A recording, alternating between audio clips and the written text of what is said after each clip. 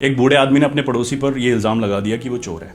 अब आसपास चोरियां हुई, अफवाह फैली तो पुलिस ने उसको गिरफ्तार कर लिया और जेल में डाल दिया।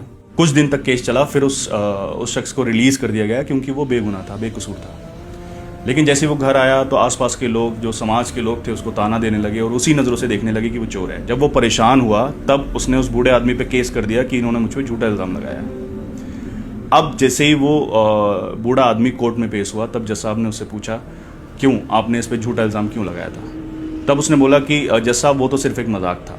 तब जज साहब ने उससे कहा कि जो भी तुमने उस पर इल्ज़ाम लगाए थे उस सबको एक पेपर पे लिखो, उस कागज़ के टुकड़े करो और जाते टाइम पूरे शहर के चौराहों पे उसको बखेरते जाना और कल इसका फैसला सुनाया जाएगा।